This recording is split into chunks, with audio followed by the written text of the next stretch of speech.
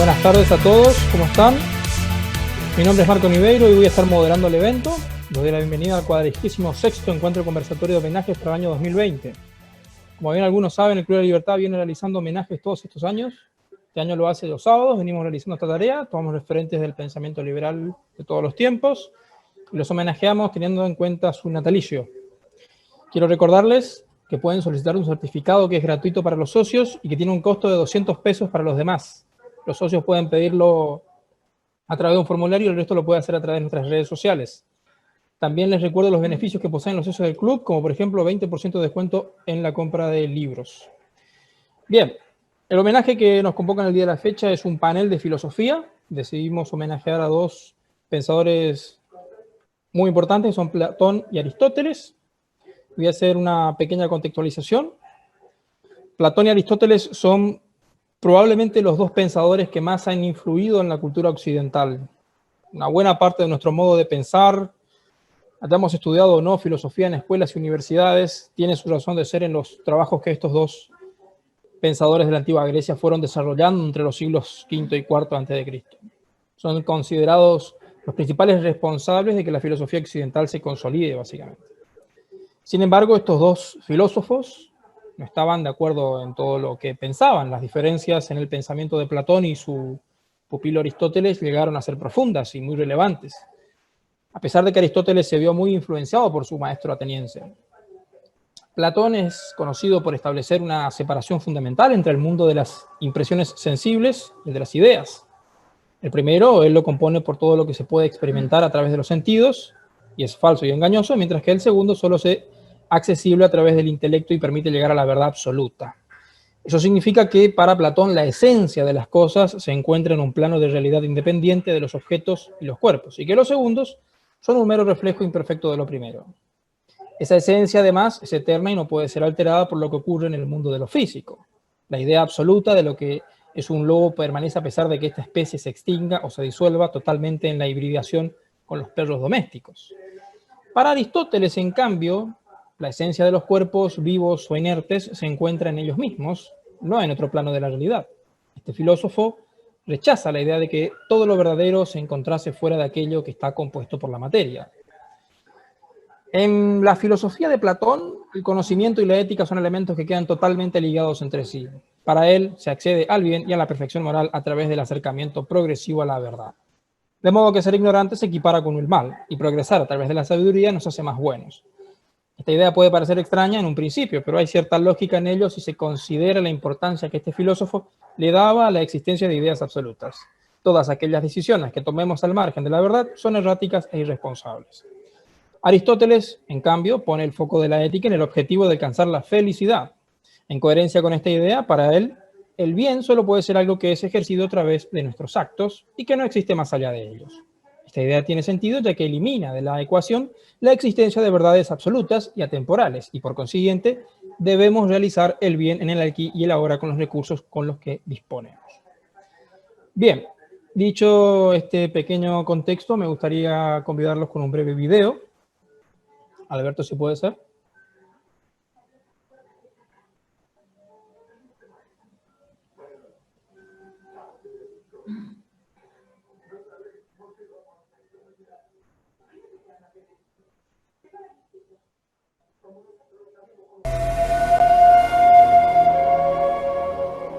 Un alumno de Sócrates fue un ateniense llamado Aristócles, que más tarde sería conocido como Platón. Estaba muy decepcionado, pero cuando cayó y la nueva democracia condenó a muerte a su maestro Sócrates, le hizo cagarse en todo. Platón acabó en Sicilia, en la corte del rey Dionisio I de Siracusa, y estuvo a punto de ser vendido como esclavo a Egipto, pero le salvaron y le dieron mucha pasta. Con eso fundó una escuela filosófica llamada la Academia. Que comience el espectáculo. Para Platón existían dos mundos, uno inteligible, el mundo de las ideas, solo alcanzable por medio de la razón, donde las cosas se muestran como realmente son, y uno sensible, con cosas que podemos ver a través de los sentidos, copias imperfectas del mundo de las ideas. Este pensamiento es conocido como idealismo platónico.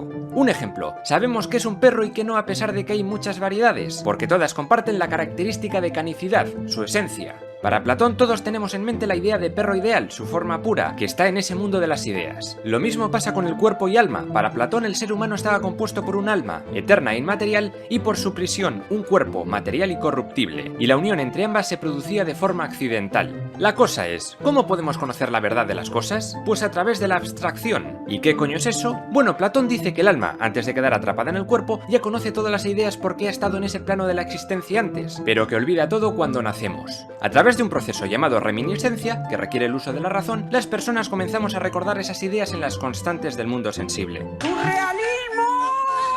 Platón explica que para conocer las ideas hay que ascender a través de 4 categorías de conocimiento. La imaginación y la creencia se sustentan en la realidad sensible, por lo que estos saberes no son demasiado fiables. Estas 2 categorías forman lo que Platón llamó opinión o doxa. Una vez atravesamos el umbral de los 2 mundos tenemos el razonamiento, que nos permite conocer algunas ideas como las relacionadas con las matemáticas. Ya se considera un nivel de conocimiento superior, pero el máximo nivel de conocimiento se da con la intuición, solo posible de alcanzar a través de la dialéctica. Estos 2 niveles forman el conocimiento verdadero o ciencia, episteme. La fuerza que lleva este conocimiento de lo suprasensible es el amor platónico, que se dice que no es más que la forma más absoluta de amor, no nada físico ni material, sino de lo metafísico, de la idea pura del bien. Y este bien va a ser la idea suprema del mundo de las ideas, que rige a todas las demás, por eso es tan importante. Claro que sí, campeón. Platón intenta explicar todo esto a través del mito de la caverna. Dice que los humanos vivimos en ese mundo sensible de apariencias, donde solo vemos las sombras de figuras proyectadas sobre una pared y las interpretamos como la realidad auténtica. Pero solo es una sombra de lo real. La única forma de conocer verdaderamente las cosas es salir al exterior de la caverna, donde ese bien supremo es...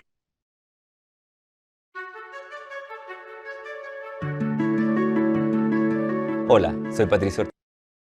es representado por el sol. Platón añadía que lo más seguro es que esa revelación nos volviese locos.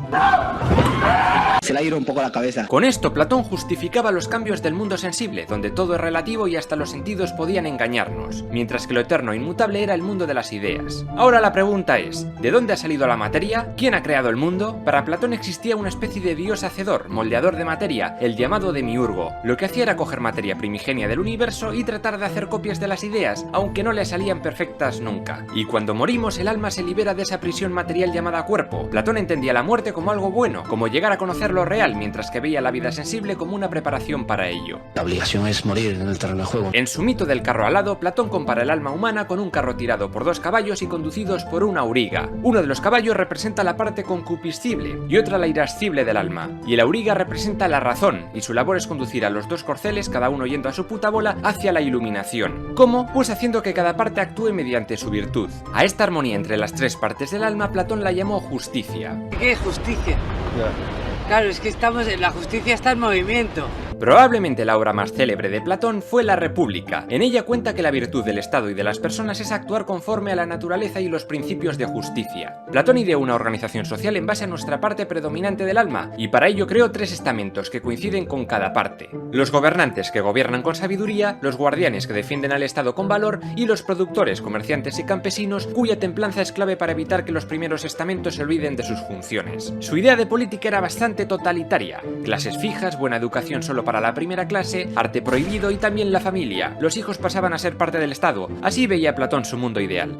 Joder, qué miedo, macho. También decía que la mejor forma de gobierno es la aristocrática o la monarquía, siempre y cuando gobiernen filósofos. Sería el gobierno de los mejores, de los más preparados e inteligentes. Pero si el gobernante gobernaba mal, se podía caer en una timocracia o gobierno del honor y valor, dominado por la clase militar, que buscaría guerra y poder. Luego esto podía degenerar en una oligarquía basada en la riqueza, en el dinero. Era una minoría ambiciosa quien gobernaba. A Platón no le gustaba nada esta idea de oligarquía y decía que su caída llevaba un mal menor, la democracia. En ella cualquiera podía legislar y mandar, pero esa libertad se convertía en esclavitud y todo acababa en desorden. Para cerrar este ciclo finalmente llegaría la tiranía, que transformaría el caos de la democracia en orden otra vez, pero prescindiendo de leyes y de la libertad de la gente. Platón vivió hasta los 80 años de edad y hasta el último día siguió dando clase en la academia.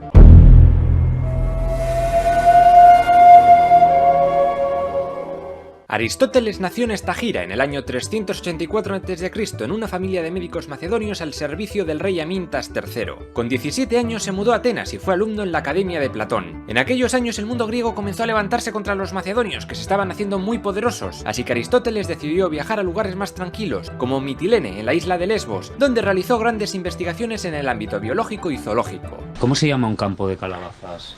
Pues así, campo de calabazas. Allí comenzó a elaborar una clasificación de la flora y fauna a través de sus características. Para ello creó el primer sistema formal de la lógica, el silogismo, y también creó 10 categorías para clasificar a todo ser viviente. En el 343 a.C., el rey macedonio Filipo II le invitó a hacerse cargo de la educación de su hijo Alejandro Magno, y casi una década después volvió a Atenas y fundó una escuela en una casita en el bosque, el Liceo. Sus alumnos fueron llamados los peripatéticos, porque Aristóteles daba clase paseando. Tocó muchos temas, habló de política, de ética, de metafísica y también de poética. El primer libro que te dan para aprender de guión de cine es el de Maquis, pero el segundo es la Poética de Aristóteles. ¡Una mierda! ¡Una mierda! Aristóteles estuvo muy influenciado por las ideas de Platón, su maestro, pero se alejó de él en muchos aspectos. Mientras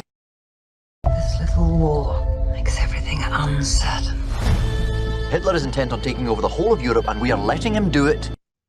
Mientras que su maestro fue influenciado por las ideas abstractas de las matemáticas, Aristóteles era de padres médicos. Su enfoque era más observacional, más biológico. Él sí se fiaba de los sentidos, y decía que con ello se podía llegar a esa esencia eterna e inmutable de las cosas. Y por supuesto, esa esencia no es algo innato que luego recordamos como decía Platón, sino que depende de nuestra experiencia. Es lo que se llama tabula rasa. Cuando nacemos somos una pizarra en blanco y a través de los sentidos vamos aprendiendo. A medida que vemos ejemplos de las cosas, vamos aprendiendo su esencia. Por ejemplo, aprendemos qué es el concepto de justicia según vemos buenas acciones. Si no las vemos, no aprendemos.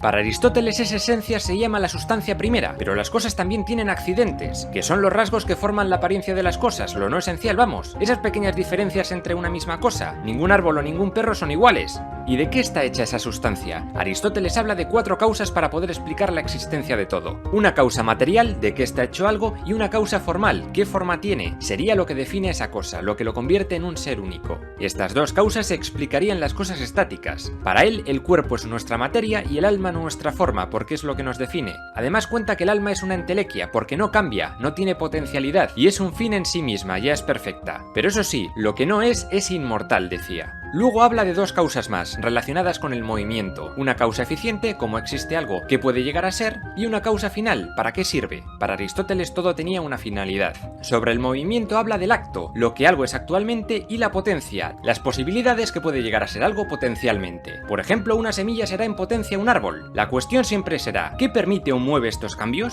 Eso ya es demasiado para mi cabeza. Aristóteles hablaba de Dios, pero no como un ente creador, sino como una inteligencia, el primer motor o motor inmóvil, y luego diversas inteligencias inferiores que eran las encargadas de mover las 55 esferas que rodeaban la Tierra. Para él la Tierra era el centro de todo, a eso se le llamó geocentrismo. El caso es que ese motor inmóvil sería la causa primera de todos los cambios accidentales del mundo sensible. Pasemos ahora a lo que dice de la ética. ¡Al loro! Aristóteles define la vida humana como una cadena de fines. Cuando una persona completa una meta, eso le lleva a querer otra, y así siempre. Sin embargo, sí que hay un fin último, la felicidad. La ética para Aristóteles va de eso, la búsqueda de esa felicidad. Esta no va a ser ni dinero, ni honor, ni los placeres inmediatos, porque dependen de otros. La única cosa que podemos hacer por nosotros mismos es razonar, ser sabios y racionales. Por favor, repasen los libros de la EGB. Hay que saber combinar sabiamente la contemplación, los bienes externos y la virtud.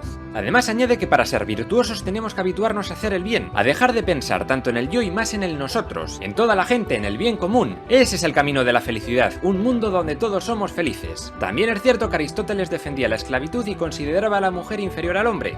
Tela, ¿eh?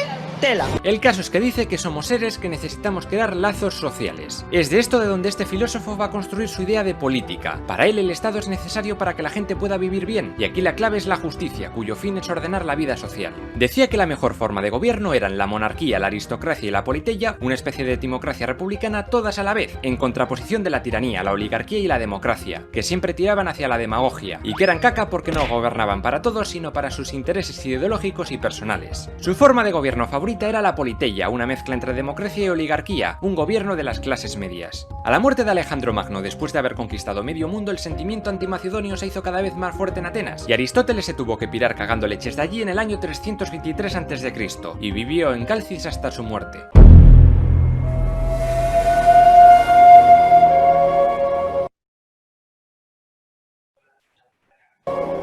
Tras la muerte de Alejandro Magno llega la época helenística, una época de crisis para el pensamiento Alberto, de ruptura. ahí lo puedes cortar. Bien. Para homenajear a... Pido disculpas por ahí, el vocabulario del video tenía un poco procuas. Bien. Para homenajear a estos dos pensadores tenemos la participación de Hugo Kuhlman, abogado, Ramiro Gauna, que es estudiante de Relaciones Internacionales y Ciencias Políticas en UCEMA, y también tenemos al director de mentorpolitico.com, que es Mauricio Alejandro Vázquez. Bien, paso a recordarles que los tiempos de exposición son de 15 minutos, de los cuales se les puede agregar 5 más, si falta cerrar la idea, y para los que están escuchando o viendo, les recuerdo que pueden ir dejando algún comentario en el chat, para después, cuando se abra el debate, vamos a ir preguntando. Bien. Dicho esto, le cedo la palabra al primer disertante, Hugo. ¿Qué tal? Buenas tardes. Yo voy a ir un poco antes, o sea, le voy a dejar a mis dos compañeros de exposición, a los filósofos. Mi punto de vista es analizar a los griegos en general, la cultura griega. La cultura que a mi modo de ver es la cultura más importante de la historia humana, dentro de la cual estos dos filósofos se desarrollan, porque es muy complicado entender a un filósofo si no se entiende el contexto cultural en el cual creció. Hay un historiador suizo, Jacobo Burckhardt, que escribió una obra impresionante que se llama Historia de la cultura griega, que dice que los griegos fue el pueblo más genial de la historia. En todo lo espiritual, dice Burckhardt, los griegos llegaron a los límites que la humanidad nunca podrá perder de vista. Todo el conocimiento posterior que poseemos del mundo no ha sido sino seguir tejiendo la tela empezada por los griegos. Es tan importante el aporte griego que Burckhardt dice: el que ignora a los griegos retrocede. Entonces, el problema que se plantea con este prodigio cultural que son los griegos es cómo fue posible. O dicho de otra forma, ¿por qué los griegos fueron los griegos? Obviamente se trata de una interpretación histórica. Cada historiador tiene su forma de ver las cosas en base a hechos, que a su vez los hechos son muy parciales, se están descubriendo, muchos no se han perdido, están en la noche de los tiempos, y muy probablemente nunca se recupere, la mayor parte de la historia griega está perdida, de modo tal que con los pocos elementos que se tienen se arma esa civilización y en base a algunos aportes. Con esas salvedades voy a tratar de entender por qué los griegos fueron los griegos. Hay una primera interpretación que hace hincapié en la prosperidad económica. Los griegos tuvieron una enorme prosperidad después de las victorias frente a los persas, allá por el 500 antes de Cristo, y también coincidió con un periodo de prosperidad comercial y demás, sobre todo en Atenas. Esta explicación tiene el problema de que Grecia no fue la cultura más próspera de su tiempo. De hecho, los persas y los egipcios eran muchísimo más prósperos que los griegos. Y los persas, durante muchísimo más tiempo, o sea, 500 años, 5, 6 siglos de estabilidad, comercio, enormes extensiones. De hecho, los griegos, cuando, por ejemplo, Solón de Atenas, cuando se quiso ir de vacaciones, se fue a Egipto porque admiraba a Egipto. De modo tal que esta explicación de la prosperidad económica a mí no me satisface. Hay otra interpretación, esta original en el iluminismo francés, allá en el siglo XVIII, que dice que en Grecia habría habido una especie de epifanía de algunos pensadores que pasaron del mito al logos, de la oscuridad del mito a la luz de la razón. Bueno, esta explicación tiene dos problemitas. En primer lugar, que soslaya el hecho que generalmente estos iluminados están formados en un contexto cultural, no salen, no vienen de Marte, digamos. Y la segunda cuestión es que el mito en Grecia no tenía un rol de competencia con las explicaciones racionales. O sea, los griegos no explicaban las cosas o racional o mitológicamente. Hay un mitólogo, uno de los más interesantes, se llama Pierre Grimald, tiene varios libros, al que me quiero referir, uno que se llama Mitología los mitos del Mediterráneo al Ganges. Y él dice, en Grecia en general los mitos nadie los tomaba muy en serio. Eran creaciones más o menos literarias, más o menos eficaces, pero nadie explicaba las cosas por mitos, ¿no? De hecho, por ejemplo, recién se mencionó en los videos algunas explicaciones de Platón sobre la caverna, esos carros voladores. Son mitos, son instrumentos literarios para exponer una idea. Y eso lo hace Platón ya cuando la forma racional de argumentación en Grecia estaba muy difundida. O sea, el mito convive con explicaciones racionales, de modo tal que tampoco esta interpretación iluminista es satisfactoria. Hay una tercera interpretación, que es la que le quiero desarrollar esta tarde, que se gestó a partir de la segunda mitad del siglo XX, especialmente en base a historiadores ingleses, franceses y alemanes. Lo primero que hay que tener en cuenta es cómo se conformaba la civilización griega, que era algo muy peculiar de los griegos. Es una civilización urbana. Los griegos, cuando colapsa el imperio minoico, que estaba ahí en Creta, allá por el 1200, el 1300 a.C., lo invaden los dóricos, una tribu que no se sabe muy bien de dónde venía, era indoeuropea, y arrasa con el imperio micénico. Y durante 300, 400 años, es lo que se llama la larga Edad Media griega, es un largo periodo donde no queda nada. Y cuando vuelven a aparecer algunos vestigios historiográficos, son ciudades que se formaron, muchas creadas forzosamente, con migraciones forzadas de la gente que vivía cerca, en la cuenca del Egeo, en esa U que aparecen en Turquía, Macedonia y Grecia. En esa cuenca ahí aparecen las ciudades griegas, ciudades que todas se consideraban independientes, ninguna se consideraba inferior a las demás, pero ciudades enormemente conflictivas. O sea, dentro de las ciudades griegas siempre hubo enormes conflictos entre las diferentes partes de la ciudad, con las ciudades vecinas, con los persas. Los griegos vivían en guerra. Entonces, a su vez, la relación de los griegos con las polis era muy especial. Por ejemplo, Aristóteles, mucho tiempo después, 400 años después, él explica que el hombre es un ser político, ¿no? O sea, el hombre solo es hombre dentro de la polis. Fuera de la polis, dice Aristóteles, es o una bestia o un dios. Entonces, para los griegos, la existencia dentro de la polis era esencial a la vida humana, a la vida civilizada. Y esa relación era tan, como le digo, tan fuerte, que una de las penas más graves que había en Grecia era la expulsión de las ciudades, además de la muerte, ¿no? Pero otra era el destierro, y muchos lo sentían como una muerte. Esa era la relación que tenían los griegos con sus ciudades, y se sentían griegos porque todos hablaban el mismo idioma, pero no, el ateniense no se sentía espartano, ni corintio, ni de Mileto, eran ciudades separadas, cada una tenía su amor propio, digamos.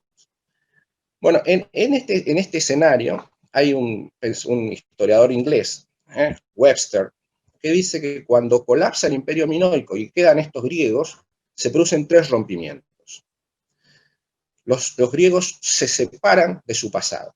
Los griegos no se consideran herederos de ninguna civilización, ni de los minoicos, ni de nadie. De hecho, Burckhardt dice que hay una especie de mito que ellos se creen un pueblo original, que siempre estuvieron ahí, que son los primeros hombres. Entonces, no tienen antepasado. Lo segundo es que se separan de sus muertos. Los dóricos trajeron la práctica funeraria de incinerar a los muertos, no los enterraban. Quedó en alguna parte de Grecia, sobre todo en las familias aristocráticas, la tradición de enterrarlo. Hay una espectacular necrópolis en Atenas, pero la cultura en general era quemar a los muertos. ¿Eso qué significaba? Que la patria no era el lugar donde estaban enterrados los padres. También los griegos eran poco tradicionalistas, como no tenían mucha relación ni con el pasado ni con sus muertos, eran poco propensos a las tradiciones. Y el tercer rompimiento, dice Webster, es con los dioses. cuando desaparece el dios rey con los minoicos y nunca más aparece, los griegos cortan con los dioses. Los griegos no tienen una religión como por ejemplo pueden ser los persas o los judíos. Ellos no tienen un dios creador. Dios que creó los hombres, creó la tierra, creó lo que está bien, lo que está mal. No tienen nada de eso los griegos. Entonces, ¿qué pasa? En un mundo, hay un pensador argentino que se llama Néstor Cordero, que dice, los griegos no tenían respuestas. No había ni una tradición, ni una religión, ni nadie que le diese las respuestas. Pero necesitaban respuestas, sobre todo para organizarse en las ciudades. Bueno, entonces dice Cordero, los griegos se tuvieron que inventar las respuestas. Y en este proceso de creación de respuestas para organizarse en las ciudades, es que se generó el pensamiento griego. Hay dos historiadores, pensadores franceses, uno Jean-Pierre Bernat y otro Marcel Détienne, hay muchos más, pero estos son los que leí que me parecen más pertinentes, que describen este proceso, cómo los griegos logran sus respuestas.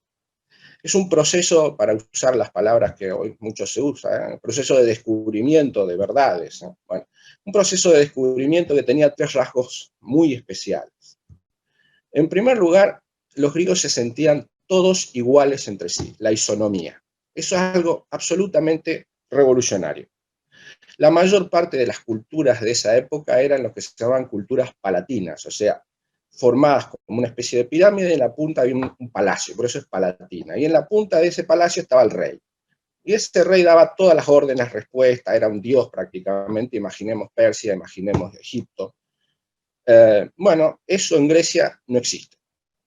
Primero eran el que leyó las Ilíadas verá a Agamenón con sus generales, él no le decía vayan y hagan, tenía que ponerse de acuerdo. Bueno, todos se sentían iguales. Primero los aristócratas, después ese sentimiento bajó, y prácticamente era muy común en Grecia esa sensación. Obviamente excluyendo a las mujeres y a los esclavos, esos nunca fueron iguales, eran generalmente los varones y propietarios más o menos aristócratas. Esos eran los iguales en Grecia. El segundo dato que destaca Bernat es la centralidad de la palabra. ¿Qué significa esto? Que si somos todos iguales, nos tenemos que poner de acuerdo. Y si nos tenemos que poner de acuerdo, me tenés que explicar lo que querés. Tenemos que razonar, buscar argumentos, hacer todas las preguntas posibles para que podamos llegar a certezas relativamente estables, relativamente permanentes. Esa es la obsesión de la que se hablaba recién del pobre Aristóteles, de Platón. Buscar algo que sea fiable. ¿Qué es la justicia? ¿Qué es el bien? ¿Qué es la belleza? ¿Qué es la igualdad? Porque los griegos discutían sobre todo, y discutían mucho, discutían sobre servicios civiles para estrategias militares, cuestiones comerciales, distribución de las tierras, todo eso se discutía, y se discutía en un ámbito común que era el centro de la ciudad, que se llamaba el ágora. ¿Por qué? Porque las ciudades para los griegos eran una cosa común de todos los griegos, y todo eso se tenía que regular en diálogos feroces. Los griegos discutían de manera feroz. Entonces, la búsqueda de esos buenos argumentos, dice Bernat, hizo estallar este pensamiento racional. Y el tercer rasgo es la publicidad. Porque eventualmente, supongamos en Egipto o en Persia, podría haber habido algún debate de los reyes con sus asesores. Pero quedaba ahí, después bajaba la orden y el resto obedecía. Bueno, en Grecia no era así. Por ejemplo, Webster señala de que la escritura minoica permaneció inalterable durante 150 años. ¿Eso qué significaba? Que no era una lengua, era un código, que era para entenderse dentro de la corte minoica. Cuando colapsó los minoicos, eso desapareció. Los griegos no, los griegos tenían un lenguaje y adoptaron una escritura a la fenicia, que le agregaron las vocales, y mediante ese sistema difundían las ideas. Los griegos inventaron las leyes escritas, todas las resoluciones se escribían para que todo el mundo las lea, y todo el mundo debatía y participaba de eso. De manera tal, de que en ese proceso de descubrimiento impresionante que fue no la democracia, pero sí la forma de convivencia griega, ¿no? de seres iguales que se tenían que poner de acuerdo en debates públicos, se gestó ese formidable legado occidental, que es una de las columnas principales de nuestra civilización, que es el pensamiento crítico. La utilización de las explicaciones racionales para fundar las decisiones o las proposiciones. Eso nos diferencia a los occidentales de cualquier otra cultura, y esa es una herencia específicamente griega, gestada en una civilización huérfana de respuestas, que fue forzado, impulsado y adoptó el desafío de tomar buscar esas respuestas sin buscar un dios o algún mito explicativo. Eso es lo admirable de los griegos, y por eso me parece muy sensato, ¿no?, homenajearlos un día como hoy, recordando a su vez a dos de sus máximos pensadores, como fue Platón y Aristóteles. Muchísimas gracias. Muchísimas gracias a usted, señor Kuhlmann. Magnífica disertación. Le paso la palabra al segundo disertante, Ramiro.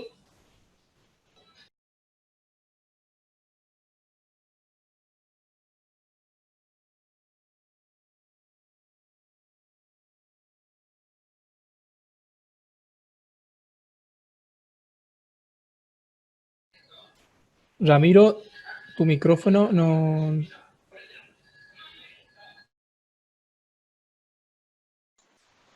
A ver si me escucha bien. Ahora sí.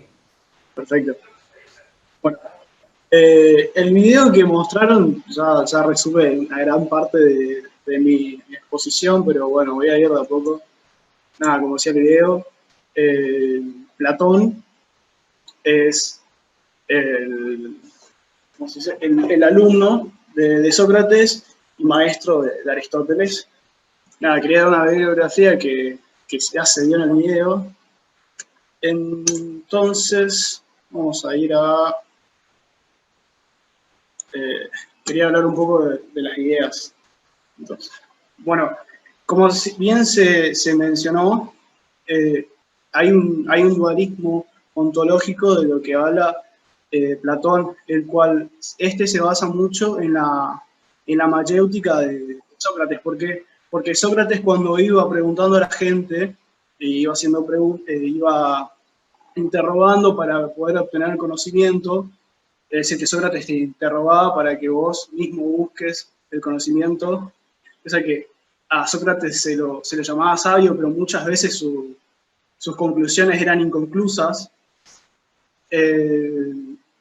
Se va a hablar de esto del mundo inteligible y el mundo físico, en lo cual él va a utilizar las palabras eidos y morfé, que eidos viene del verbo ver, pero justamente es porque él explica que se ve con el intelecto en el mundo de las ideas, y eso se llega mediante la razón.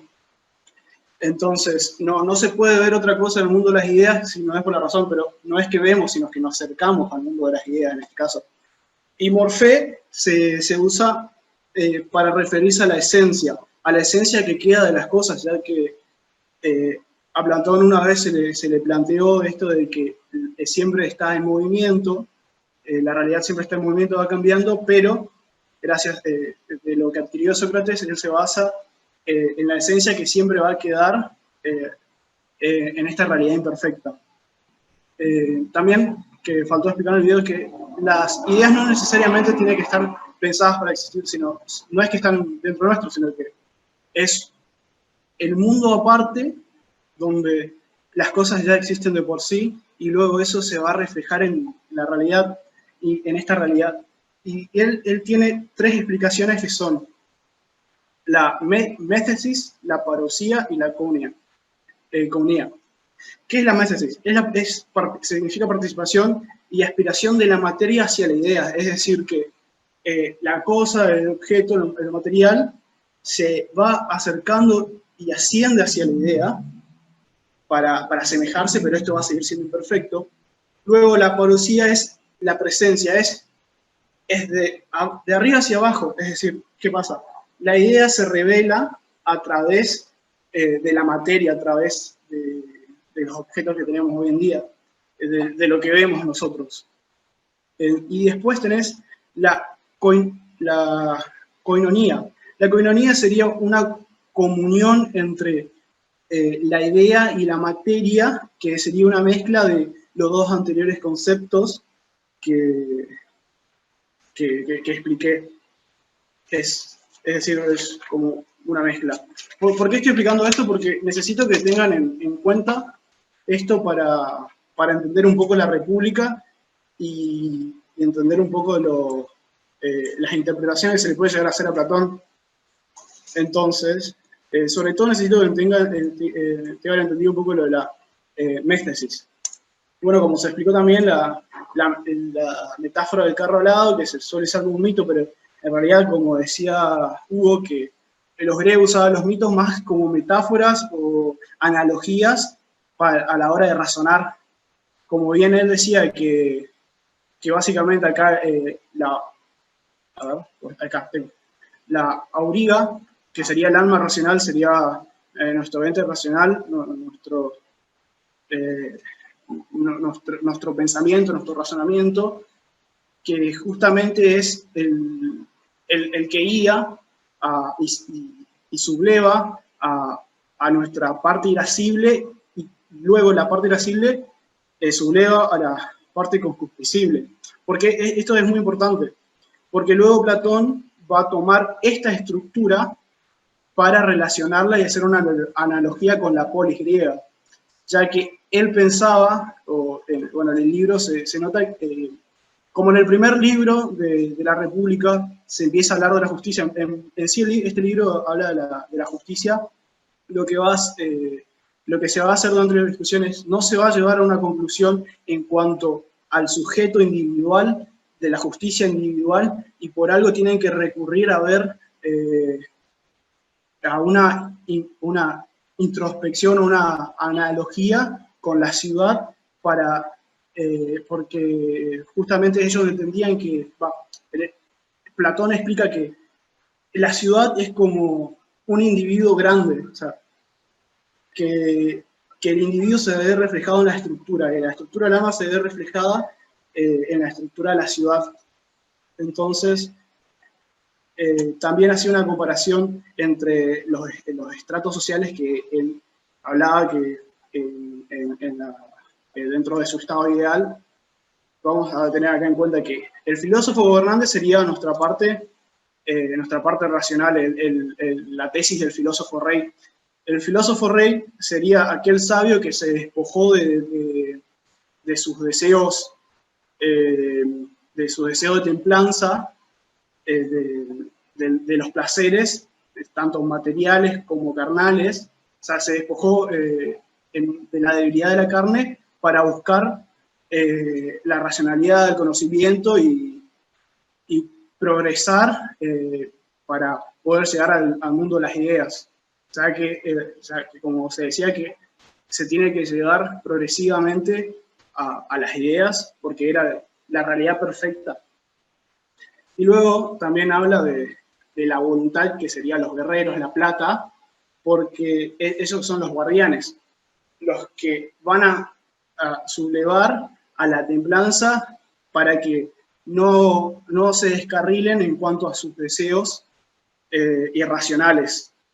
Es decir, como la templanza es una comparación a la irracionalidad del alma, necesitas de la voluntad, o sea, de los guerreros, para poder controlar esto. A su vez, de la voluntad tiene que estar sublevada de nuevo al filósofo. Bueno, después, como explicaban también en el video, se decía que si esto no se cumple, según Aristóteles, se van a llegar a estos tipos de regímenes corruptos: la timocracia, la oligarquía y la democracia y la tiranía. Bueno, como se explicaba, que la timocracia es el gobierno militar, por ejemplo, en Esparta. La oligarquía sería también el medio en el que nació, en la época que nació Platón, que sería durante la guerra de la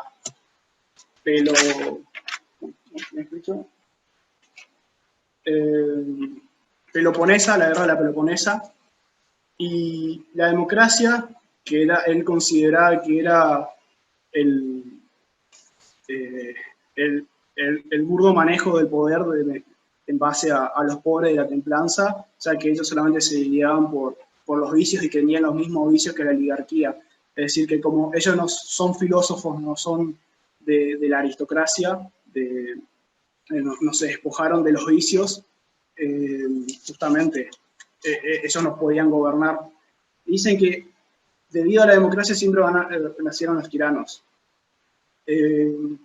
La tiranía justamente es cuando aparece el demagogo y mediante la retórica, que es una materia que la verdad Platón detestaba bastante, y nada, en el libro Gorgias lo explica bastante y se habla específicamente de la retórica como puede ser un arma de doble filo para que nazcan demagogos. Y nada, entonces quiero saltarme rápidamente a la conclusión porque como estaba muy resumido lo del video que mostraron, quería hablar también de la conclusión, porque a Platón se lo puede tergiversar de muchas maneras y se lo puede utilizar para formar argumentos que favorezcan a determinadas ideas. Por ejemplo, Popper lo cataloga de autoritario, de totalitario, y en su respuesta hay un profesor de la Universidad de Chicago que se llama John Wilde, que escribió un artículo llamado Plato Modern Enemies on the Theory of the Natural Law. En esta tesis lo que hace Wilde es defender a Platón de la tesis de Popper, que era Open Society and its Enemies, tipo la sociedad abierta y sus enemigos, en el cual él explica que el colectivismo de Platón, el totalitarismo que se puede interpretar de su estado ideal, es un peligro para las sociedades abiertas.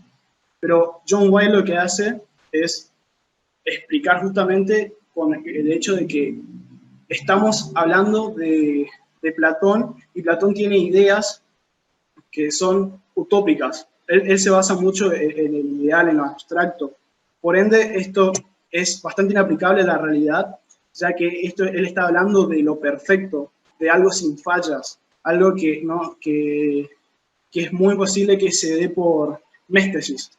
Entonces, querer aplicar las ideas de Platón por méstesis justamente es lo que está mal, y es una mala interpretación. Es decir, que a Platón hay que tenerlo como un filósofo neutral, porque, a decir verdad, su filosofía principal, ontológica, es bastante rudimentaria, y por ende sigue siendo importante en la realidad, pero como base de la política.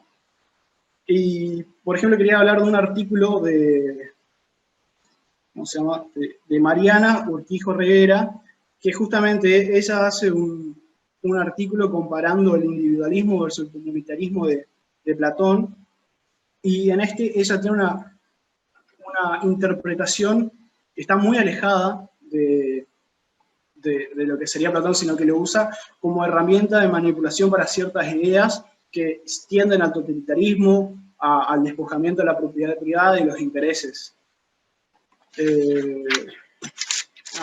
También quisiera agregar unas cosas. Por ejemplo, Platón, en contraste a Aristóteles, él creía mucho en la igualdad de género, y decía: no existen en el regimiento de la ciudad ninguna ocupación que sea propia de la mujer como tal varón, de modo que la mujer tiene acceso por su naturaleza a todos los trabajos, y el hombre también a todos.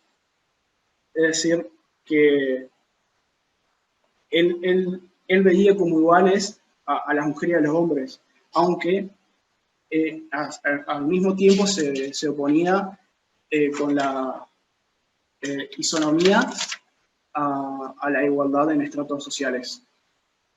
Bueno, creo que eso es lo más, porque voy cerrando. Excelente, Ramiro, muy buena tu disertación. Mauricio, cuando quieras, tenés la palabra. ¿Cómo estás, Marcos? Buenas tardes a todos. Es un desafío especial poder hablar después de los anteriores oradores, ¿no? Que han hecho una descripción excelente, no solo del contexto al comienzo, sino también del autor justamente que antecede al que he elegido yo. Justamente el compañero Ramiro recién hablaba de utopías y era justamente desde ahí, desde donde yo quisiera comenzar. Mi visión, mi exposición va a tener un cariz profundamente político. Los que me conocen saben que se me hace un poco difícil poder salir de ahí, pero siempre en perspectiva del aporte de Aristóteles, ¿no? En algún momento, cuando me tocó comenzar a ser docente de teoría política y empezar a repasar todo lo que eran las lecturas que había hecho en mi trayecto formativo, sobre todo en nivel grado, llegué un poco a la conclusión de que Aristóteles es un autor para la mediana edad en adelante. Por lo menos eso es lo que a mí me trajo como reflexión. Platón es un autor que por lo general a los jóvenes, o cuando en mi etapa de juventud, me atraía muchísimo en esa idea de lo ideal, justamente, de lo perfecto, en esa necesidad de que el mundo se nos vuelva transparente, entendible, en esa naturalidad que tuvimos en algún momento. Yo ya tengo 40 años, ya no me creo un adolescente, por más que ahora la adolescencia es un poco tardía, pero en la juventud siempre queremos, de alguna manera, y esto está bastante demostrado por la psicología cognitiva, entender las cosas en términos de negros y de blancos y negros, ¿no? Manera dicotómica. Y Platón es un autor que entra bastante bien en esa lógica, entre lo perfecto y lo imperfecto. Aristóteles es un autor que, por el contrario, recoge la realidad. Y en eso me parece que, más allá de todo lo que voy a decir ahora a continuación, hay un eje del cual se desprende un gran aporte para el liberalismo, que es la prudencia. Y así me gustaría comenzar, ¿no? Yo hace muy poquito di una charla equivalente a esta, donde hablaba de las utopías y las distopías. Y si bien era una charla sobre autores modernos, como podrían ser Huxley, Orwell, etcétera, incluso algunos más modernos, hoy en día las distopías están bastante de moda, ya no tanto en la literatura, sí mucho más en el cine, qué sé yo, los Juegos del Hambre, etcétera. Yo decía de alguna manera que me molestaba hablar de utopías y distopías, porque la palabra utopía, acuñada por Tomás Moro, ya de por sí es una distopía, a mi entender. El orden pensado por Tomás Moro para mí es un horror, un lugar donde sería muy difícil vivir. Y decir esto no pertenece a una abstracción, sino simplemente a toda la evidencia que nos dejan esos totalitarismos que buscaban al hombre perfecto durante todo el siglo XX. Y en ese sentido, esa utopía escrita por Tomás Moro, y yo invito a todos a que le agreguen adelante el esa distopía de Tomás Moro, está muy inspirada en esa república perfecta de Platón. De hecho, en un eje principal, que recoge después también ciertas malas lecturas del cristianismo. Esto lo explica mucho mejor que yo Escotado, por supuesto, el español. Ciertas malas lecturas del cristianismo, la misma lectura que hace Tomás Moro, la misma lectura que hace luego Jean-Jacques Rousseau, y la misma lectura de alguna manera que hacen autores como Marx, sobre la idea de que lo que corrompe a la sociedad, que es la riqueza. La búsqueda de riqueza, el trabajo manual, es profundamente despreciado por Platón. De hecho, el estamento productivo en la República es un estamento del cual no se puede pedir más virtud que cierta prudencia en los vicios, no mucho más que eso. Obviamente eso tiene mucho que ver con la historiografía del propio Aristóteles, ¿no? Del propio Platón. Y yo lo primero que quiero destacar en ese sentido de Aristóteles es lo contrario. Aristóteles es un sujeto que, si bien, por lo que podemos saber, como bien decía el compañero al comienzo, sea mucho o poco, porque gran parte de todas esas historias se han perdido o han pasado de boca en boca, o han sido recuperadas en determinado momento del medioevo por algunas fuentes un poco difíciles, pero sí lo que sabemos que era alguien mucho más cercano a la posibilidad o al interés por la generación de producción de riqueza, etcétera, etcétera. Lo cual también a su vez en Aristóteles tiene que ver con sus orígenes, diferentes a los orígenes de Platón. En ese sentido me parece que hay un gran aporte principal de Aristóteles para lo que es la modernidad y para lo que es la ideología liberal. Otra cosa que quiero recuperar es, fíjense que cuando comienza la ética nicomaquea y Aristóteles se plantea dejarle a Nicomaco cuál es el buen sentido de la vida, cuál es el sentido de la vida buena, no parte como Platón de abstracciones, no parte de la necesidad de un ideal abstracto, como muy bien explicaba el compañero anterior a mí, sino que parte de la opinión de lo que hoy podríamos llamar, cuidado con esto, de lo que hoy podríamos llamar, o en el medioevo podríamos llamar el vulgo, la gente de a pie, el pueblo. Y si bien él va recogiendo esas opiniones y de alguna manera las va refutando o dotando de agregados, no las desprecia, en ningún momento las desprecia. Y eso también me parece que es un gran aporte para lo que es después la escuela liberal, que toma y le lleva siglos y siglos y siglos a la representación política, a la participación política, como ejes de las repúblicas liberales, no despreciando al pueblo. Lo cual, fíjense qué extraño, qué mezcladas están las ideas, que quienes hoy dicen defender al pueblo, cuando se encuentran con una opinión del pueblo que les es opuesta, dicen, eso es producto de falsa conciencia de clase. Como si el pueblo en realidad fuese estúpido y no pudiese saber qué es lo bueno para sí. Eso es bien propio, sobre todo de las ideologías de izquierda y de extrema izquierda. Ese desprecio por el pueblo, por la opinión del pueblo, que también podemos encontrar muy bien en Platón, ¿no? En ese sentido, no es que estoy haciendo una crítica de Platón, sino señalar que Aristóteles, que si bien fue un discípulo claro de Platón, supo a tiempo separarse de algunas ideas de él, y yo creo que en ese separarse es donde está la riqueza, por lo menos para lo que nos une hoy. Esto se llama Club de la Libertad, ustedes saben que yo soy liberal y bueno, estoy hablando de liberalismo. Otro aporte me parece muy interesante es la advertencia que hace Aristóteles en la política sobre la diferencia entre el oikos, el orden doméstico, el hogar y la polis, ¿no?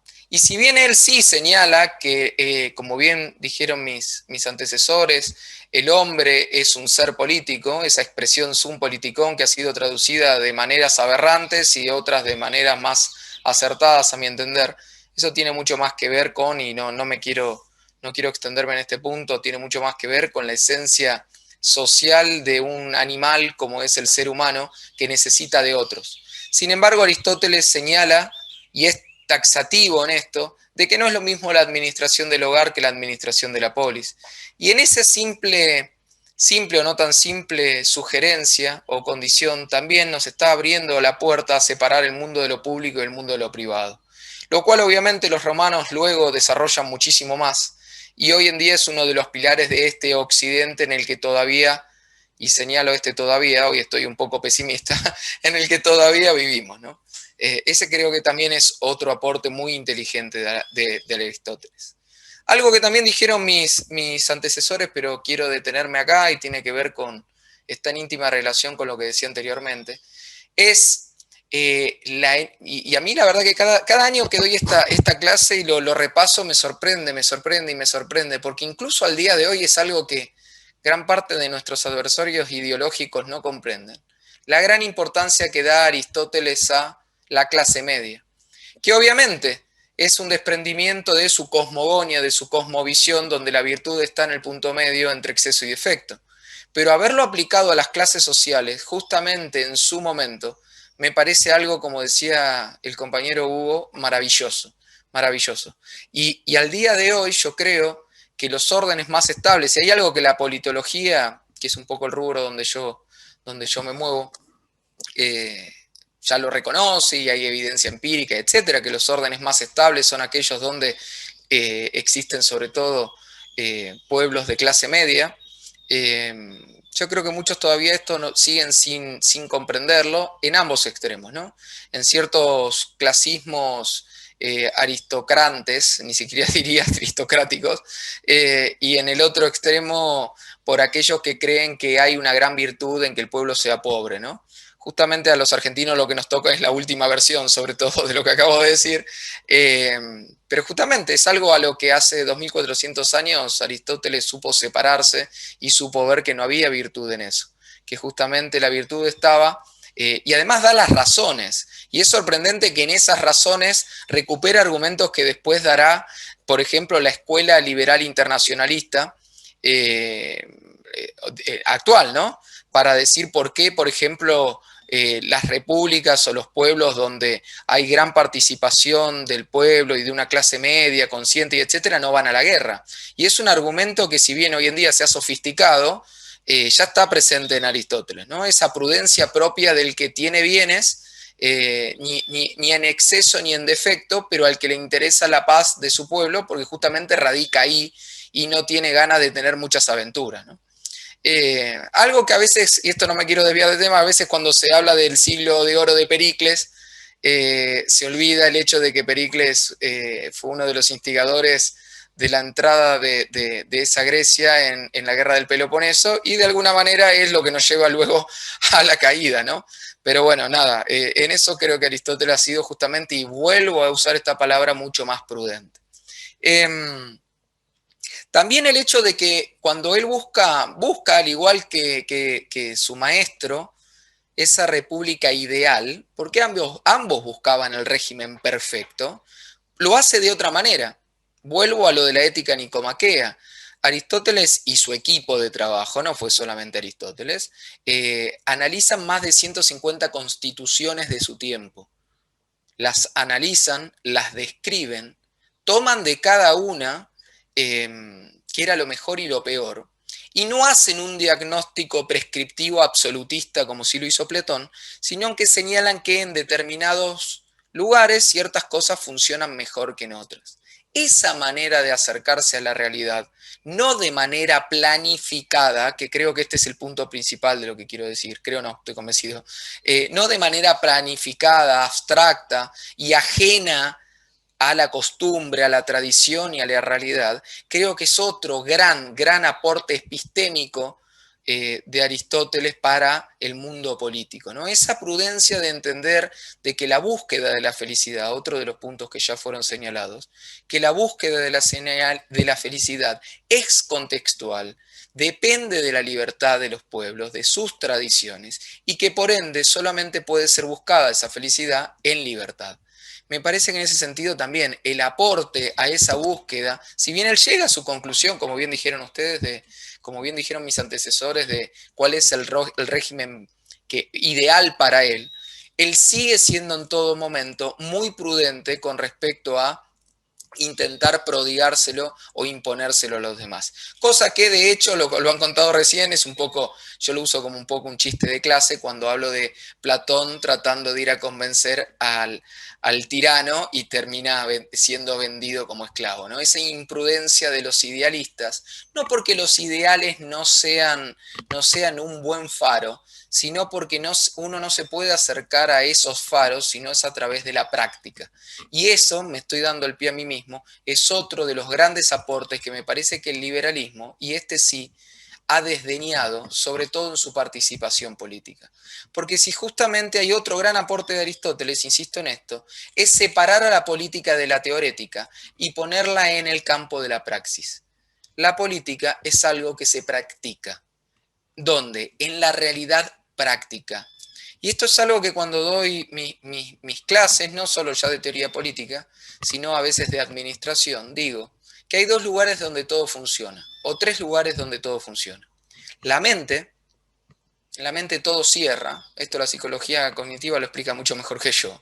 Lo otro es el papel, y podemos acercarnos al papel a través de esos papers maravillosos que a veces trae Flaxo, por nombrar a alguien, ¿no? Porque justo venía de leer algo de eso, donde todo funciona, donde hay modelos ideales de políticas públicas, etcétera, etcétera. Y el otro lugar donde todo funciona es el escritorio del funcionario, el cual me ha tocado, yo tengo 40 años, dije, más de casi 20 años de mi vida he trabajado muy cercano al sector público, ya sea como asesor o como funcionario. Y en el escritorio todo funciona. El funcionario medio mal capacitado cree que él puede diseñar la vida de los demás simplemente porque agarra y firma una resolución.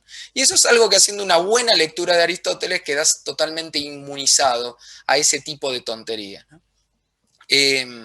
De rescato también, y sin irme demasiado de tiempo, vos haceme así y corto, Marco, el hecho de recuperar la ciencia como camino al descubrimiento. Ya no voy a entrar en esto porque mis antecesores lo han explicado de manera profunda, y yo creo que eso es la pata que permite volver al camino de la luz, al iluminismo, cuando Aristóteles es recuperado en el medioevo y comienza a ser leído, y volvemos. Digo volvemos como si pudiéramos emparentarnos con esa historia desde hoy, volvemos al camino como civilización de la luz, de la ciencia, del conocimiento, del desprecio por los dogmas, etcétera, etcétera. Cosa que hacen muchos autores, Hobbes, Locke, incluido Kant en Alemania. Y señalo a Kant porque, bueno, ciertas corrientes del liberalismo lo desprecian, pero para mí es parte fundante del liberalismo actual. Por último, para ir terminando, sí, cierta advertencia con respecto al uso que se le da a veces a Aristóteles con esta expresión de A es A, y sobre todo las corrientes más bien randianas, ¿no?, dentro del liberalismo, donde hay una impronta de la razón, que obviamente en el mundo griego fue fundamental, pero que hoy en día entendemos, o algunos entienden de una manera, si se quiere, epistemológicamente equivocada, como si la razón fuese algo en abstracto que nos permite, justamente casi en términos platónicos, conocer la realidad absoluta tal cual es, una especie de exceso de empirismo. Y sobre esto los autores que mejor creo que nos pueden acompañar son, en algún sentido, Hayek, también Ortega y Gasset, también aquí a nivel nacional Gabriel Zanotti, uno de los filósofos liberales más inteligentes y más instruidos, creo yo, de toda la hispanidad. A tener mucho cuidado con la idea de que solo con la razón o solo a través de la razón se puede ejercer el liberalismo. Porque yo creo que ahí hay otra gran deficiencia al momento justamente de comunicar nuestras ideas. Cada vez que un liberal trata de explicarle a otro qué es el liberalismo y saca, y esto me lo has escuchado decir ya, Marco, saca una pizarra y empieza a dibujar gráficos, y empieza a hablar del PBI, y empieza a hablar del gasto público, que no está mal. Digo, ahí estamos olvidando que la aproximación a la realidad no es únicamente a través de la razón pura, ¿no? Y en esto otro pie de página, volver un poco a Stuart Mill, que es justamente uno de los impulsores de esa abstracción racional, pero es uno de los impulsores que mejor señalan que es simplemente un método abstracto para el conocimiento de la realidad, pero no la realidad. Yo creo que el liberalismo ha abrevado tanto en esa mala lectura de la razón que hoy en día se ha vuelto muchas veces, al momento de intentar ganar el campo de lo público, muy ineficiente. Esto es un poco lo que puedo aportar, Marco, y si querés pasamos al diálogo. Muchas gracias. Perfecto, Mauricio, como siempre, un lujo. Bien.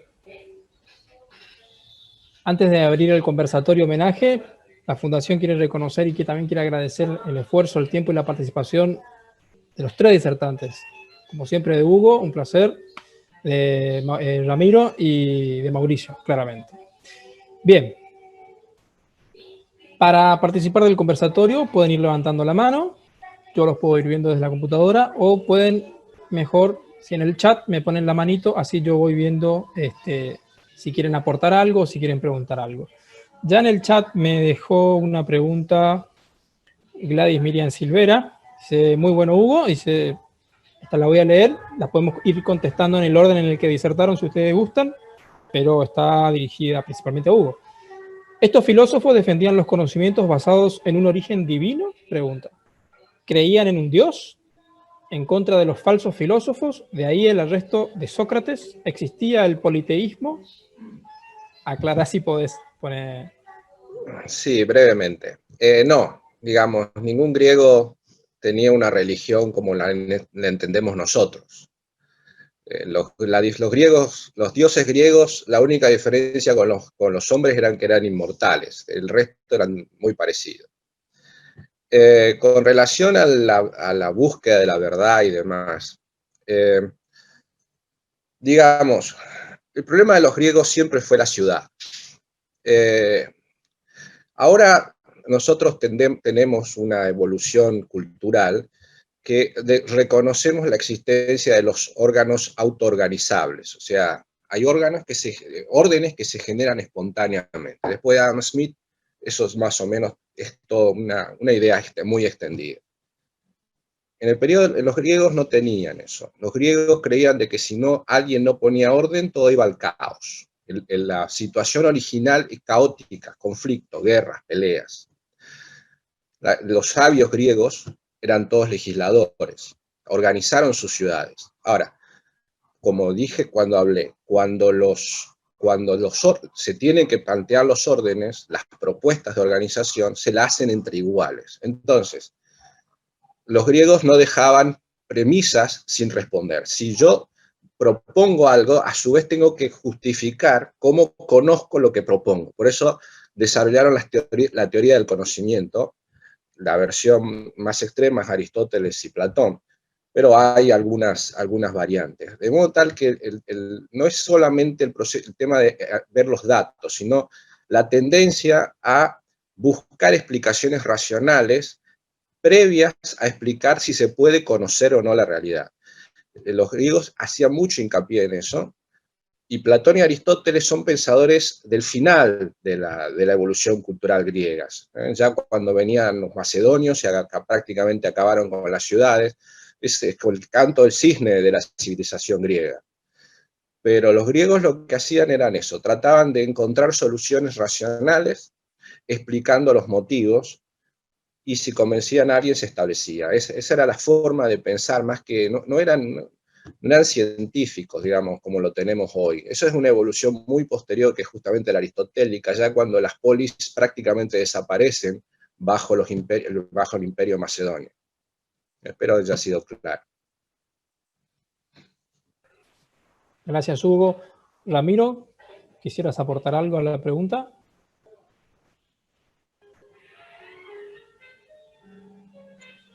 Creo que Hugo habló muy bien y lo explicó muy bien y no tengo nada que agregar. Me parece perfecto. Perfecto. Mauricio, ¿te gustaría aportar algo?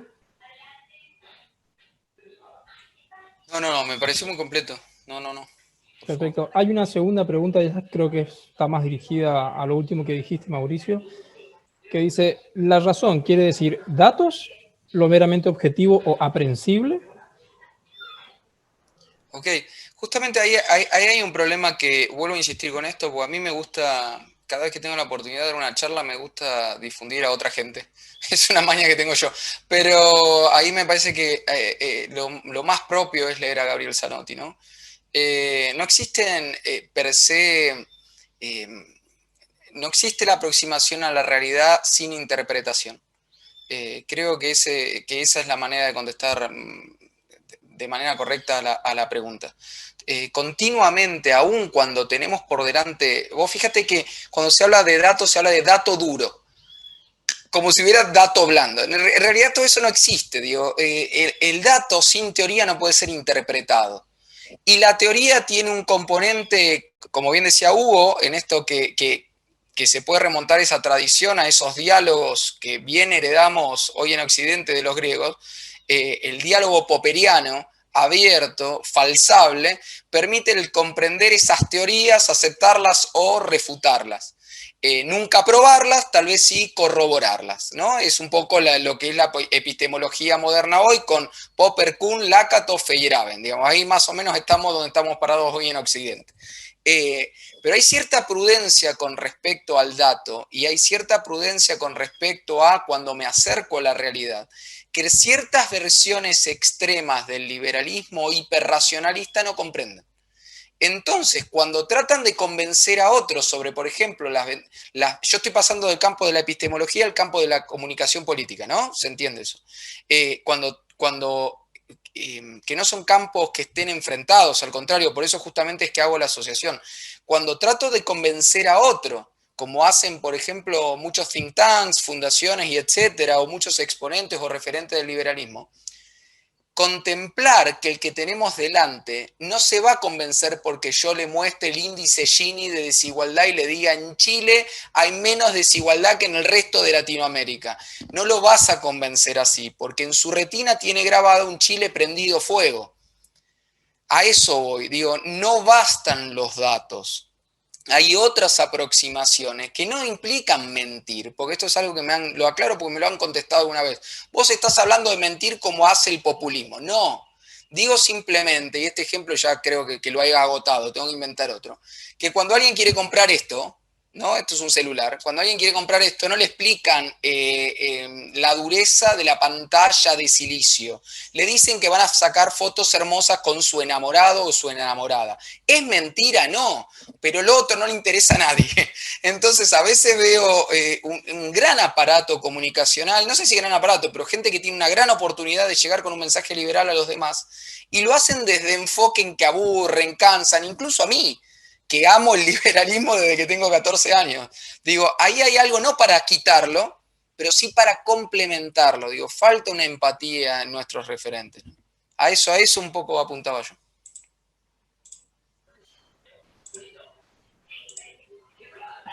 Relato mata dato, dicen. Es que no existe el dato sin el relato. A eso voy, Marco. No existe el dato sin el relato. Por eso, vos fíjate que cuando se habla de relato, lamentablemente esta es otra palabra que ha subvertido el kirchnerismo. Ya, cuando decís relato, estamos hablando en las historias que cuenta el kirchnerismo. Pero toda teoría es una especie de relato. Obviamente es un relato abierto, falsable, demostrable, con evidencia, pero es un relato, es un recorte de la realidad. Eso quiere decir. Vos solías poner el ejemplo de Adam Smith de la teoría de los sentimientos morales. Ese era muy bueno también. Pablo Benítez Íbalo dice, tal vez en Argentina, no sé, si en Alemania mate a dato ese.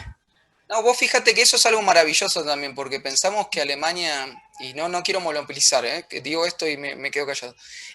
Vemos la Alemania nazi, pasó hace 2 días, gente. 2 días, o sea, ¿cuántos años pasaron? Hagan la cuenta, en términos humanos no es nada, no pasaron 100 años de eso. 80 años no es nada en términos humanos. Por lo tanto, los alemanes también compraron un relato. Son los mismos alemanes, no son otros.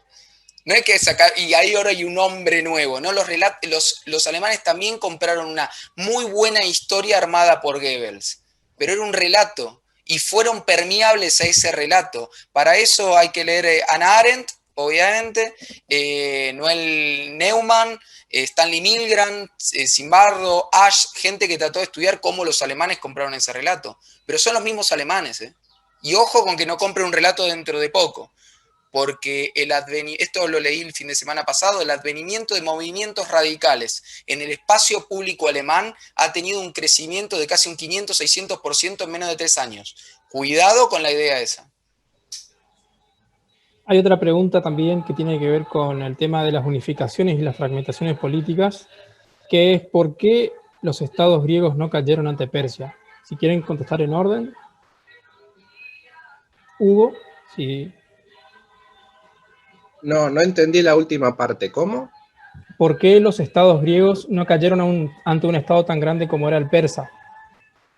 Si tiene que ver algo con la fragmentación política esto. ¿Por qué le ganaron a los persas? No, bueno, porque, digamos, las ciudades griegas se peleaban entre sí, pero cuando venían los persas hacían tratados defensivos y se distribuían, digamos, cada uno peleaba en la especialidad. Los espartanos a veces pelearon, por ejemplo, en las Termópilas, y después los atenienses pelearon en Salamina, todo en la misma campaña. Cada uno peleaba en su especialidad, no es que... Igualmente algunos traicionaban, los espartanos en su momento también hicieron algunos tratados medio raros con los persas, pero son cuestiones históricas, muchas veces aleatorias. No hay que sacar ninguna conclusión de superioridad sobre el resultado de algunas batallas. Lo cierto es que los persas varias veces intentaron invadir Grecia, y fracasaron las 2 veces. Simplemente porque los griegos eran mejores soldados. O sea, los griegos, por ejemplo, una tierra muy árida, no es muy hospitalaria. Entonces, tradicionalmente los griegos expulsaron población. Y también por su régimen de tierras que impedía las ventas, pero sí las divisiones sucesorias, normalmente a los hijos segundos los mandaban lejos en alguna colonia, y así siempre expulsaron población, y muchas de esas poblaciones que expulsaban eran soldados, se hicieron mercenarios, eran muy buenos soldados los griegos. Todos los campesinos libres propietarios, los padres tenían que hacer servicio militar cuando había una invasión, tenían que estar armados como hoplitas. Así que eran muy buenos soldados los griegos, y por eso muchas veces vencían a ejércitos que no tenían ese entrenamiento. O sea, los persas, si bien eran muy numerosos, no enfrentaban muchos desafíos como los persas, como los griegos, que se vivían peleando entre ellos. Así que probablemente también tenga algo que ver con la profesionalidad bélica. Ramiro, ¿te gustaría aportar algo? Yo creo que también tiene que ver mucho el territorio, lo difícil que es conquistar a pueblos fragmentados en un territorio muy disperso y difícil de acceder. Además de que los griegos también poseían tecnologías y conocimientos para la guerra muy diversos. Por ejemplo, el famoso fuego griego, que era petróleo y podían quemar muchas embarcaciones, pero muy importante fue también el conocimiento griego que ayudó, pero también con la ayuda del territorio. Mauricio. No, creo que está todo dicho, simplemente también el hecho de que el sentirse propietarios de la tierra creo que ayuda bastante, ¿no? Pero hay que ver como dijo bien Hugo, sacar conclusiones al presente de aquellas batallas es un poco peligroso, pero creo que ese sentido de pertenencia sobre la tierra hace a veces a la diferencia y ha hecho a la diferencia en batallas más modernas, ¿no? Totalmente. Yo pensaba en el tema de defender también la tierra. Pensaba en las milicias de Estados Unidos cuando se defendían contra los ingleses, que eran ejércitos profesionales y fueron muy eficaces. Sin embargo, contra las milicias en Estados Unidos invadieron Canadá, no les fue tan bien. Entonces, la milicia, capaz por ahí, la milicia sirve para defender, pero no para atacar. Pero sin embargo, los griegos tenían hoplitas, que eran guerreros profesionales también. Bien, ¿hay alguna otra pregunta? ¿Alguien quiere agregar algo?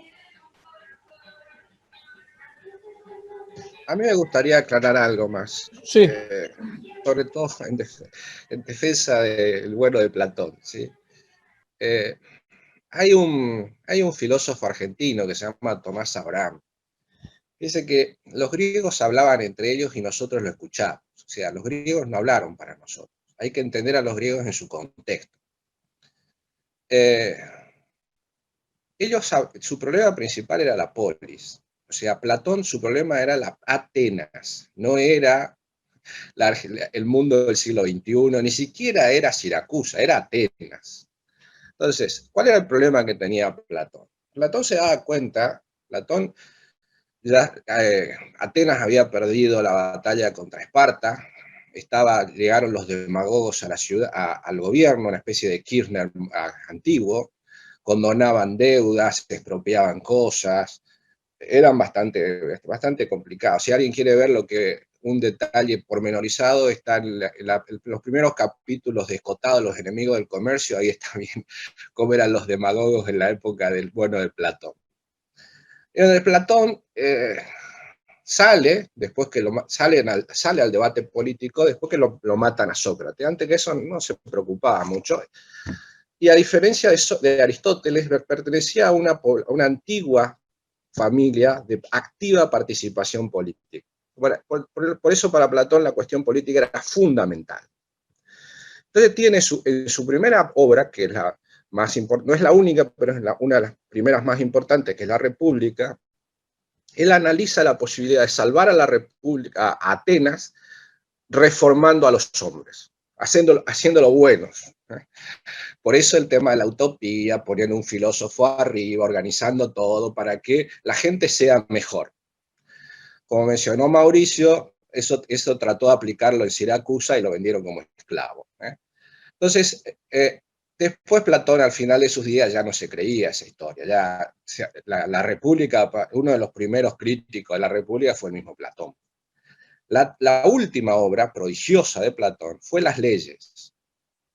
Esa es una evolución en su pensamiento muy importante, que es uno de los grandes antecedentes de nuestro sistema republicano moderno. Platón dice, a los hombres no se los puede hacer buenos, son como son. Lo único que podemos hacer es poner leyes que hagan que la gente medianamente decente, no digamos buena, no se maten entre sí. Y así diseña las leyes, que es una obra que casi no se vende, casi no se consigue y mucho menos se lee, pero tiene ese condimento que es la última obra que hace Platón, donde dice, a los hombres son como son, lo único que podemos poner es leyes para que vivan en paz. ¿Cuáles son las leyes? Y bueno, él hace un enorme desarrollo de cuáles son las mejores leyes, no viene al caso analizarlo, pero esa es una evolución en el pensamiento platónico que se soslaya cuando se focaliza mucho en el tema de la república. Y la teoría platónica del conocimiento es porque el hombre trata de buscar suelo firme donde asentarse sus respuestas. Por eso, o sea, la teoría del conocimiento es instrumental a su teoría política. Por eso hay que entender eso, porque él se enfrenta con los sofistas que dicen todo es relativo, no importa, acá el hombre es la medida de las cosas, lo que dice un hombre vale igual. Entonces Platón trata de buscar suelo firme donde argumentar sus ideas. Por eso busca las esencias más allá de la realidad, que es el primero que plantea una teoría del conocimiento en la historia humana, el primero. Y lo hace con una sofisticación que muchos hoy la siguen utilizando. De modo tal que lo de Platón es realmente uno de los grandes pensadores de la humanidad. Eso me gustaría destacarlo. Ramiro, Mauricio, ¿quisieran agregar algo para cerrar? Sí, a mí me gustaría agregar con respecto a esto del hiperracionalismo que hablaba Mauricio. En mi opinión, muchas veces vos tenés dos distintas maneras de hacer relato. Una es mediante la retórica y otra es mediante las emociones. Muchas veces es de costumbre que supongamos o las emociones o la retórica. A una persona con buena parla te puede convencer o ahora está muy de moda lo de la empatía y de la manera de llegar a las masas mediante las emociones. Entonces, muchas veces eso se puede contrarrestar, y esto quiero destacar mucho de Platón, de que él ponía en opuestos a la dialéctica y a la retórica justamente porque la retórica no se puede desprender mucho conocimiento, sin embargo la dialéctica se basa en la búsqueda del conocimiento, en llegar a una verdad mediante deducciones, mediante la lógica. Y a veces la mejor manera de combatir el relato es mediante la lógica, mediante la deducción, mediante el desglosamiento de los argumentos, lo cual muchos fallan, muchos ahora en el liberalismo fallan porque la mayoría lo que hacen es repetir datos y la fuente, pero todos sabemos que los datos también pueden ser tramposos. Sean quien lo use, se pueden tergiversar los datos. Entonces, yo quiero destacar mucho, por ejemplo, a Popper, que a él admiraba mucho la escuela austríaca porque todo su razonamiento económico se basaba en lógica y la deductividad de ese tipo de economía. Entonces, es muy importante que los liberales hoy en día, o las personas que quieren promover estas ideas, entiendan bien cómo llegar a las personas sin ser emotivistas o ir con relatos irracionales, porque, a ver, promover eso siempre te juega en contra, por más que sea para llegar a un bien próximo, como por ejemplo sea ganar las elecciones. Es muy peligroso porque es un arma de doble filo. Tener una masa que se guíe por las emociones y no por la lógica, es muy peligroso, porque suele ser una pérdida de criterio. Por eso también repetir datos es una pérdida de criterio y habría que basarse más en esto de desglosar los pensamientos, refutar y entender cómo funciona la lógica deductiva. Por eso es que es mucho más fácil llegar a una persona como lo hacía Sócrates, que lo hacía con la mayéutica. La mayéutica puede ser una herramienta muy buena que se puede usar para llegar a ideas, conocimientos, pero usarla de manera inteligente para hacer entender a la otra persona cuál es la lógica deductiva que vos estás usando para que entienda las ideas de la libertad.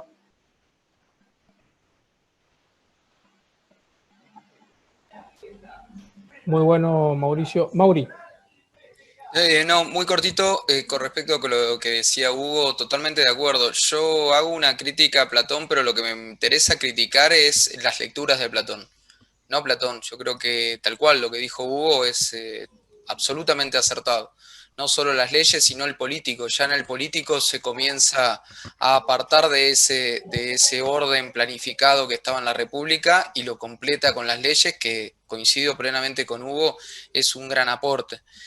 Aún así, me parece que es muy importante, o por lo menos yo me lo tomo de ese modo, la crítica a la República, que, tal cual también dijo Hugo, es el libro más leído en detrimento del último Platón, ¿no? Y eso no es casual.